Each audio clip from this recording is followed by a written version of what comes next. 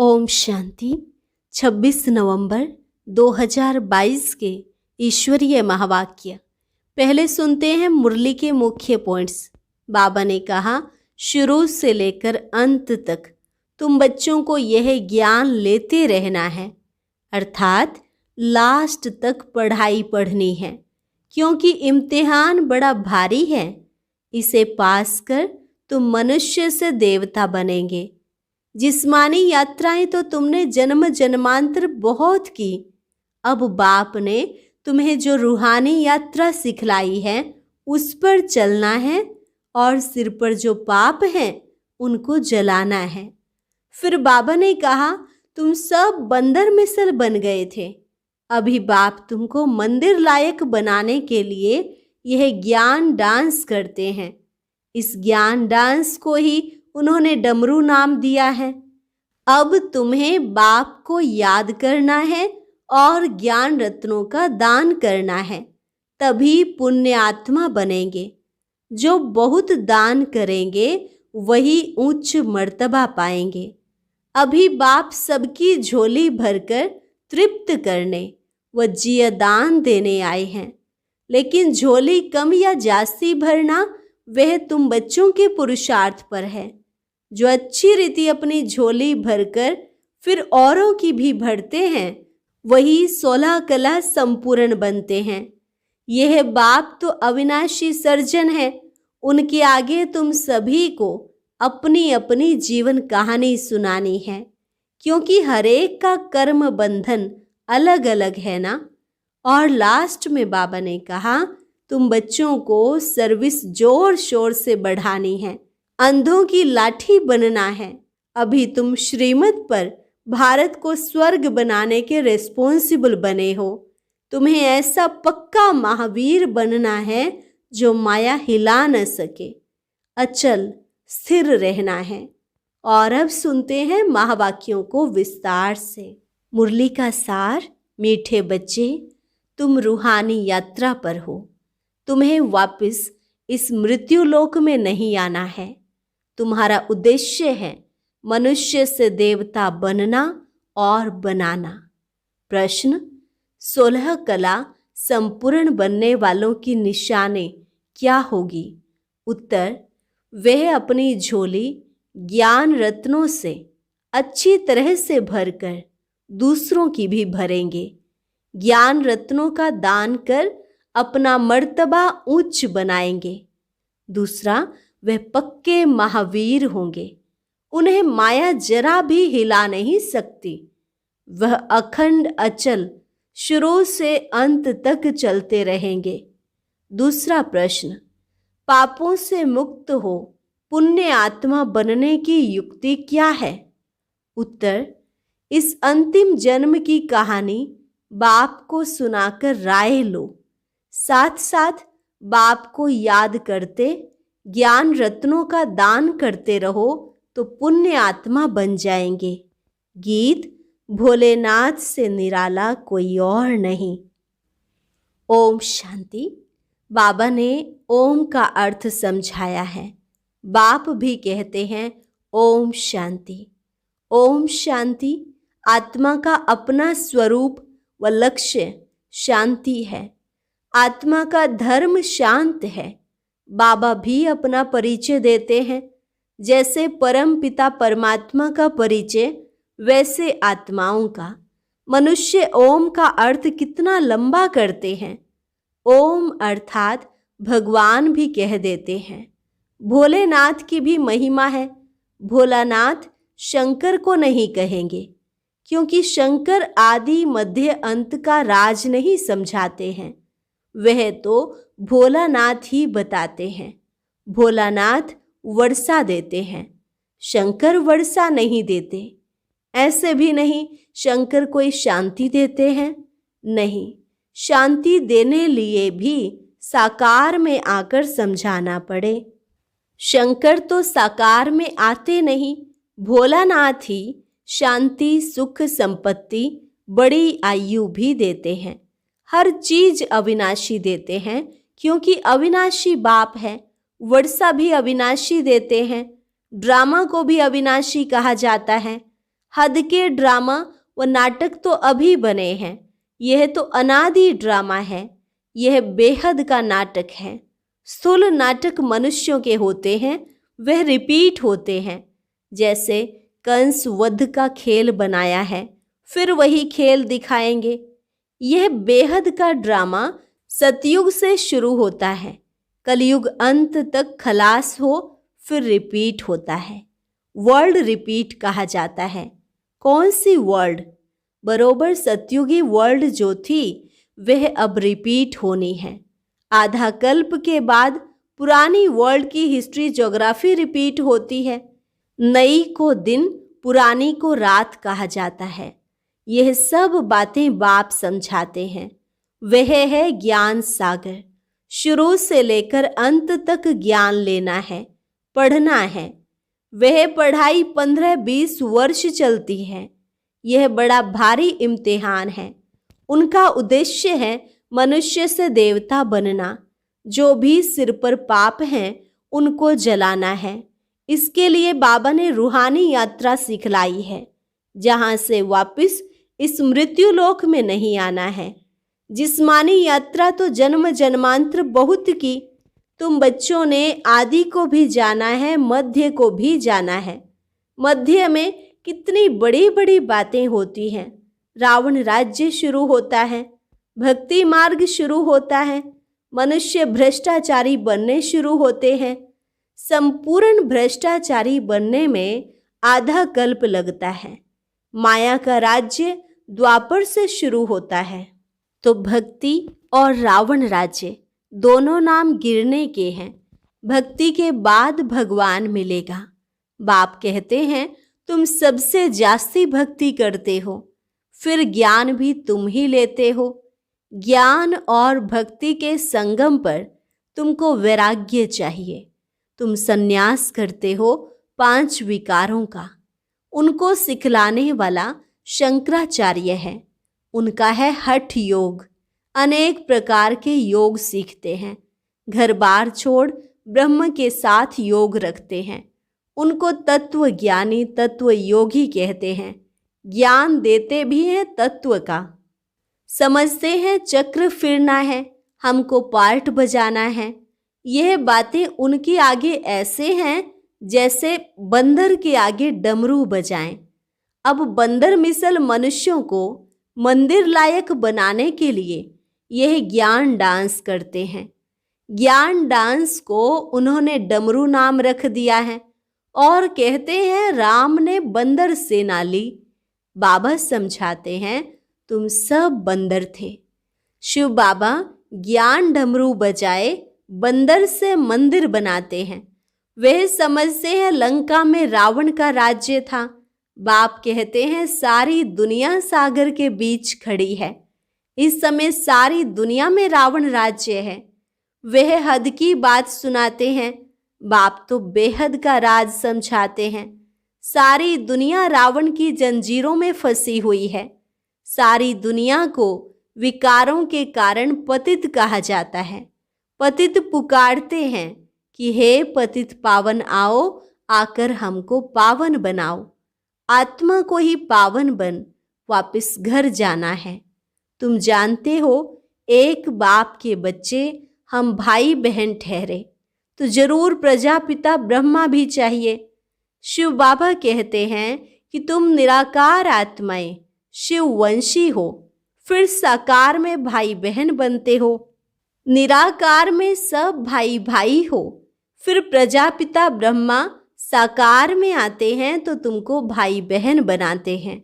रूहानी रीति से भाई भाई, जिस्मानी रीति से भाई बहन हो। तो ये निश्चय रखना है कि हम शिववंशी प्रजापिता ब्रह्मा कुमार कुमारियां हैं। वर्षा पाना है बाप से। बाप को अविनाशी सर्जन भी कहा जाता है।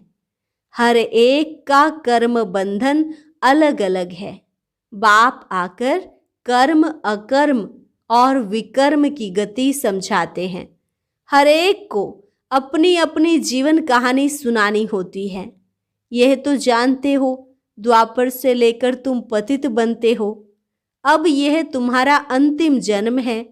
जो कुछ पाप किए हैं वह सब कुछ जमा होते आए हैं। अब हमको पुण्य जमा करना है। इतने जन्म के पाप कैसे कटें और हम पुण्य आत्मा कैसे बने? बाप कहते हैं, मुझे याद करो तो तुम्हारे विकर्म विनाश होंगे। और ज्ञान रत्नों का दान भी करना है। जो बहुत दान करेंगे वह उच्च मर्तबा पाएंगे।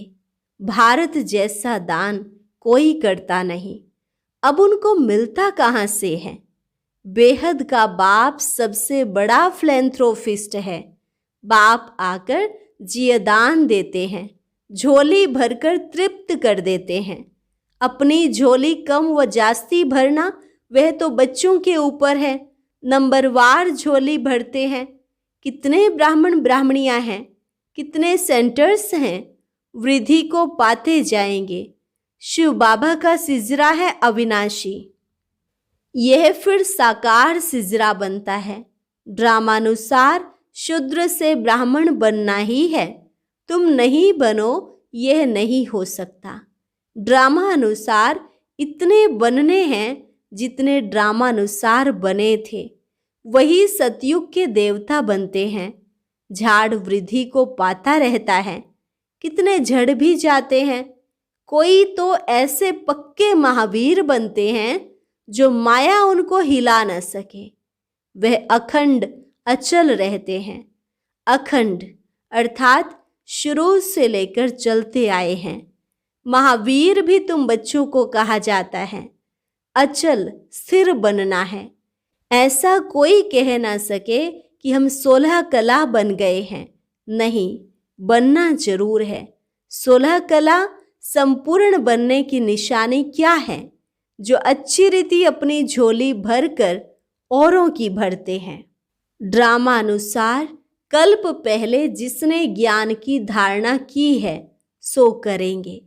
हम साक्षी होकर देखते हैं। पुरुषार्थ तो जरूर करना पड़े। पुरुषार्थ के बिगर प्रारब्ध नहीं मिल सकती। वह सब मनुष्य मनुष्य के द्वारा पुरुषार्थ करते हैं। शास्त्र भी मनुष्यों ने बनाए हैं। अब तुमको परम पिता परमात्मा की श्रीमत मिलती है।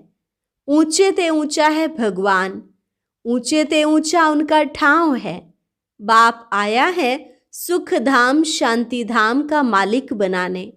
सबको शांति धाम ले जाते हैं।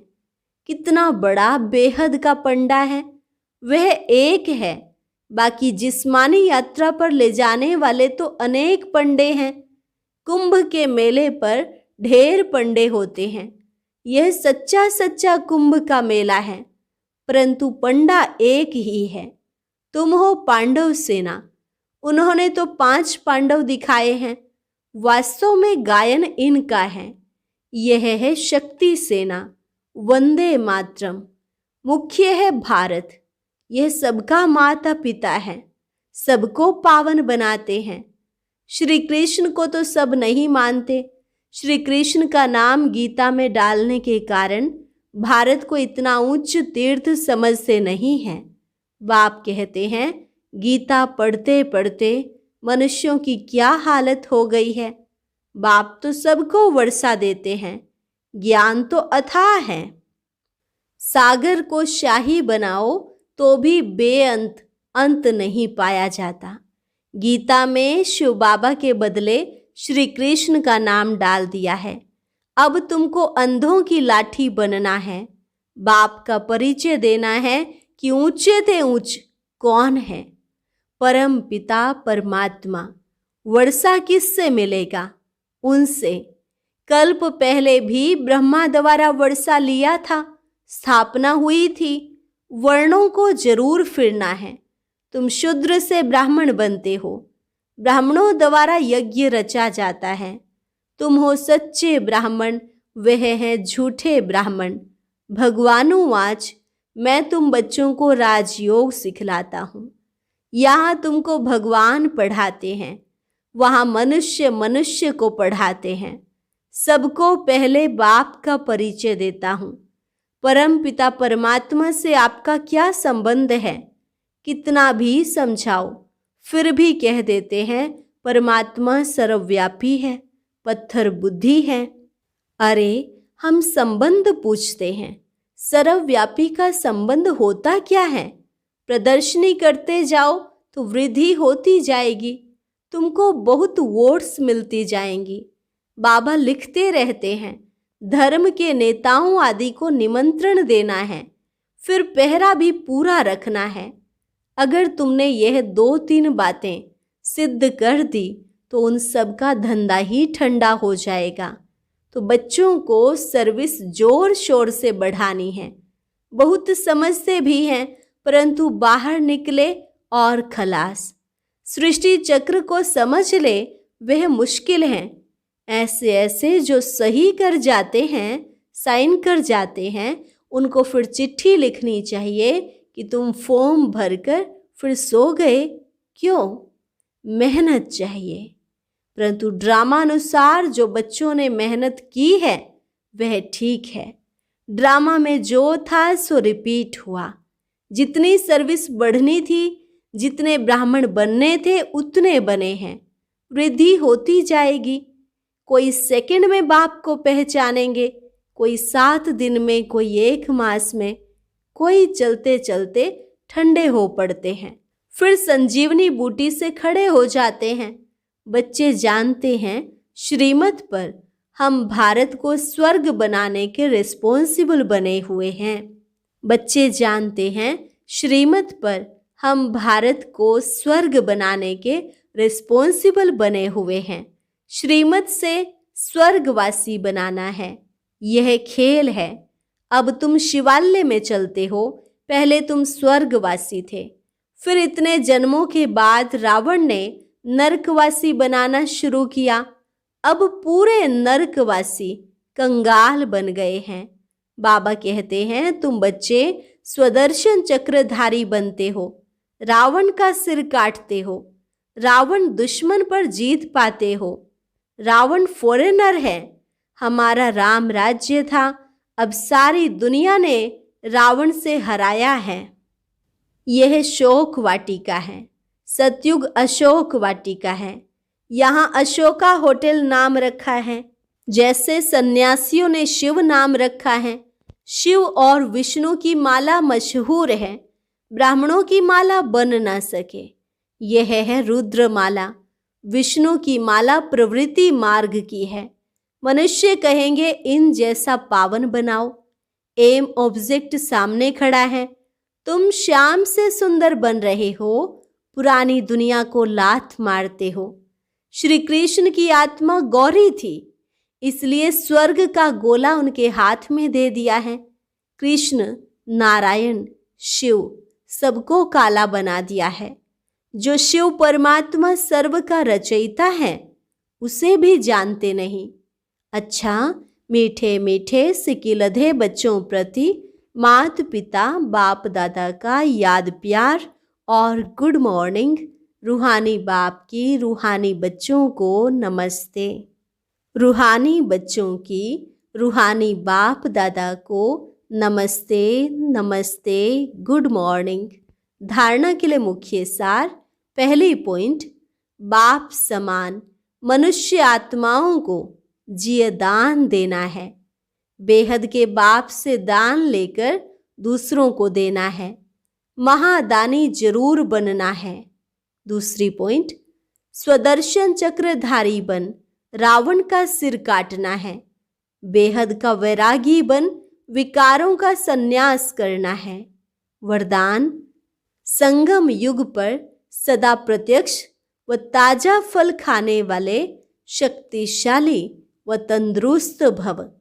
संगम युग पर सदा प्रत्यक्ष व ताजा फल खाने वाले शक्तिशाली व तंदुरुस्त भव। संगम युग की ही विशेषता है जो एक की पदम गुणा प्राप्ति होती है और प्रत्यक्ष फल भी मिलता है। अभी अभी सेवा की और अभी अभी खुशी रूपी फल मिला। तो जो प्रत्यक्ष फल अर्थात ताजा फ्रूट खाने वाले हैं वे शक्तिशाली व तंदुरुस्त होते हैं। कोई कमजोरी उनके पास आ नहीं सकती। कमजोरी तब आती है जब अलबेले होकर कुंभकर्ण की नींद में सो जाते हो। अलर्ट रहो तो सर्व शक्तियां साथ रहेंगी और सदा तंदुरुस्त रहेंगे। स्लोगन, फॉलो एक ब्रह्मा बाप को करो, बाकी सबसे गुण ग्रहण करो। फॉलो एक ब्रह्मा बाप को करो, बाकी सबसे गुण ग्रहण करो। अच्छा, और अब सुनते हैं आज का अव्यक्त ज्ञान मोती।